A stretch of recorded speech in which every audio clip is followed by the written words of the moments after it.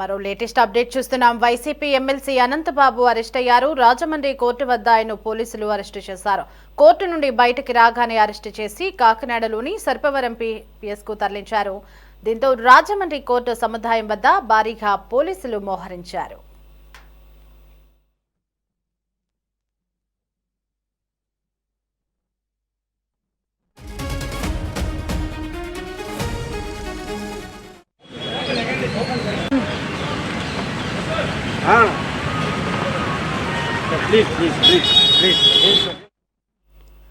అనంతబాబు ఆయన భార్య లక్ష్మీ దుర్గా కోర్టులో విచారణకు హాజరు కాగా విషయం తెలుసుకున్న పోలీసులు కోర్టు వద్దకు చేరుకుని అరెస్టు చేశారు.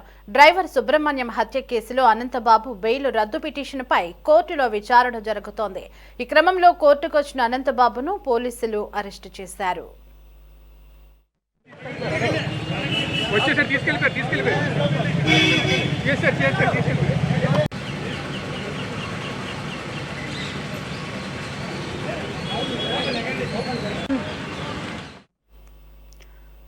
పోలీసుల తరపున ప్రత్యేక ప్రాసిక్యూటర్ ముప్పాల సుబ్బారావు పిటిషన్లు దాఖలు చేశారు. సాక్షులను బెదిరించడం, ప్రలోభాలు పెట్టడం వంటి అభియోగాలు అనంతబాబుపై ఉన్నాయి. ఈ అంశాలపై కాకినాడలోని సర్పవరం పోలీస్ స్టేషన్లో అనంతబాబుపై ఈ నెల 20న కేసు నమోదైంది. సుబ్రహ్మణ్యం హత్య కేసులో అనంతబాబు ప్రధాన నిందితుడిగా ఉన్నాడు.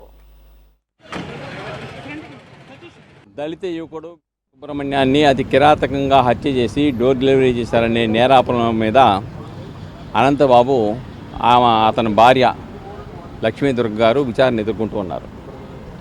అయితే ఈ కేసు జిల్లా కోర్టులో ప్రత్యేక న్యాయస్థానంలో విచారణ జరుగుతూ ఉండగా విచారణ జరగడానికి సిద్ధంగా ఉండగా ఆ సాక్షుల్ని కాకినాడలో ప్రభావితం చేయడానికి, భయపెట్టడానికి, తప్పుడు సాక్ష్యం చెప్పడానికి, అలాగనే ఒక్కొక్కరికి ₹1,00,000 చొప్పున క్యాష్ను ఇచ్చేసి బలవంతాన్ని ఇచ్చేసి చెప్పకపోతే తీసుకోకపోతే మిమ్మల్ని చంపేస్తామని బెదిరించారని వాళ్ళు ఫిర్యాదు ఇచ్చారు సర్పవరంలో.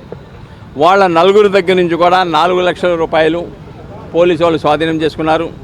అలానే ఎవరైతే ఇది పరిష్కారం చేసి సాక్షులను ప్రభావితం చేయాలన్నారో ఆయన కూడా 4వ ముద్దాయి. ఆయన ఒప్పుదల స్టేట్మెంట్ ప్రకారం కూడా ఆయనకు కూడా ₹1,00,000 ఇస్తామని 25,000 ఇచ్చారు.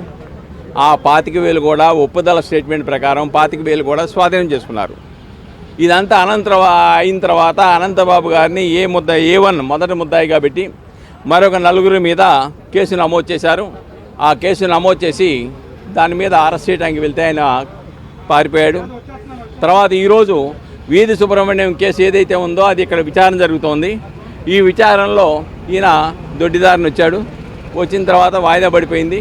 వాయిదా పడిపోయిన తర్వాత సర్పవరం ఏదైతే కేసు నమోదు చేశారో సాక్షులను బెదిరించారని, వీధి సుబ్రహ్మణ్య హత్య కేసులో సాక్ష్యం చెప్పొద్దని ఏదైతే బెదిరించారో ఆ బెదిరించిన దానిలో ఆ కేసులో అరెస్ట్ చేయడానికి వచ్చారు.